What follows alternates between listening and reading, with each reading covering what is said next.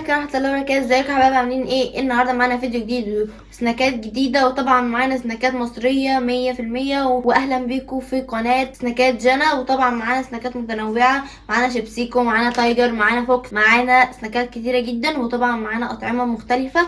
وطبعا التجربة هتبقى من نار، لان احنا معانا 3 شركات عالمية، وطبعا ال3 شركات دول مشهورين جدا في مصر، بالذات شركة تايجر. وطبعا معظم الناس بتحب تايجر، وكل واحد يكتب في الكومنتات هو بيحب شركة ايه، ولو لقيت قبول على اي شركة هنجيبوا الشركة دي بجميع اطعمتها وهنحطوها هنا. وطبعا يلا بينا عشان نجرب. معانا اول شركة وهي شركة شيبسيكو، معانا منها 4 اطعمة، معانا فلفل حلو وطماطم، ومعانا كمان كباب، ومعانا جبنة. ويلا بينا على اول طعم معانا وهي الجبنة المتبلة، ويلا بينا ندوق. بصوا ده شكلها من جوه، يلا بينا ندوق.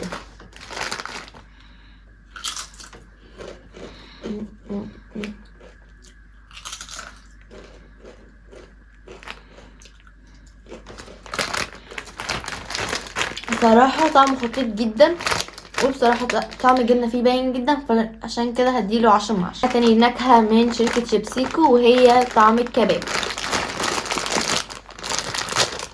يلا بينا نجرب. وبصراحة انا من محبين الكباب جدا، فعشان كده متحمسة ان انا ادوق الطعم ده. طبعا الشيبسي اللي جوه كده متكسر، بس بصوا الشيبسية لونها حلو بصراحة، وانا بحب طعم الكباب وريحته حلوة جدا.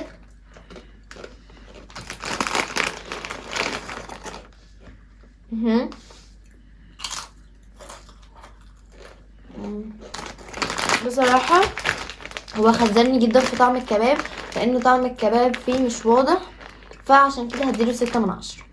معايا تالت طعم وهو طعم الطماطم. طبعا ايه، احنا كل الناس معظمهم بيحبوا طعم الطماطم، ويلا بينا نشوفه لونه من جوه شكله عامل ازاي. واللي بيحب الطماطم يكتب في الكومنتات. بصراحة هي الكمية بتاعته هي دي، فيلا بينا نشوف اللون بتاعه. بصراحة هو لونه جميل جدا ومتغرق توابل من بره، فيلا بينا ندوقه.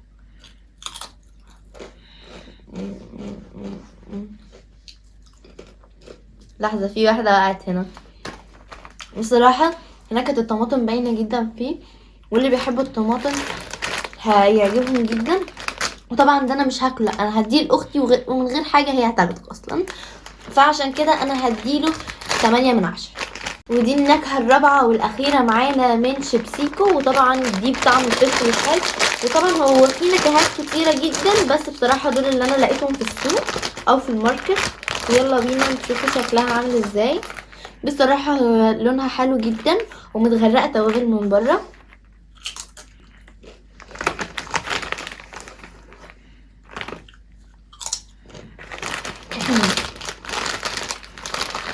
بصراحة هو الطعم فيه حلو جدا، يعني كأنه شطة وليمون، بس شطة بس ما فيهوش ليمون، بس ما يجيبش على ان هو فلفل حلو. فبصراحة انا هديله تقييم 6/10.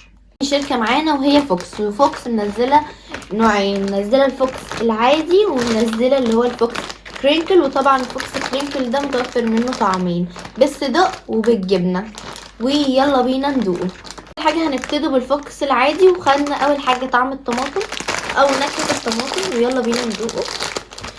وطبعا انا من محبي شركة فوكس وتايجر، لان بصراحة الشيبسي بتاعهم بيبقى حلو، وبصراحة نكهة الطماطم فيها بصوا مليانة ازاي. فيلا بينا ندوقه.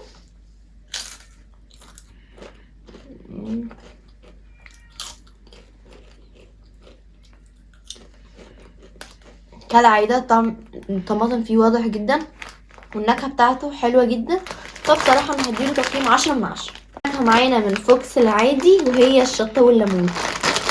ولو سألتوني اكتر حاجة بتحبيها في الشيبسي ايه، اقول لكم شطة وليمون.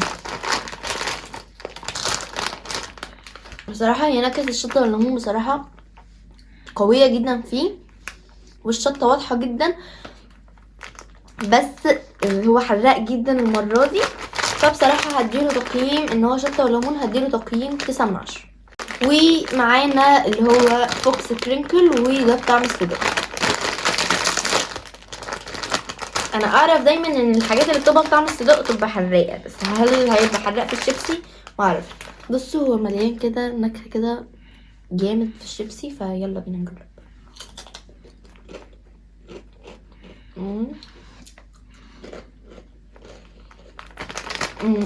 بصراحه طعمه خطير جدا. عارفين الاندومي اللي هو بيبقى بالصدق ده؟ هو نفس الطعم بس من غير النكهه الحراقه دي. فبصراحه انا هديله تقييم 10/10. طبعا معانا معشوق الجماهير واللي هو بطعم الجبنه المتبله، فيلا بينا بقى نشوفوا هل الجبنه المتبله هيبقى طعمها حلو ولا لا.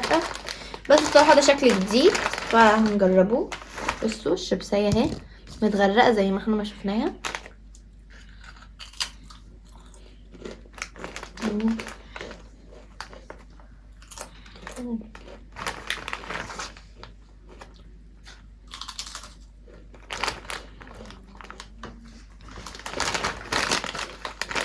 بصراحه نكهه الجبنه المتبله فيه رائعه، وانا هديله 10/10. دي تالت شركه معانا وهي تايجر، وده طبعا انا سبت للاخر لان معظم الناس بتحب شركه تايجر. فيلا بينا على اول تعال.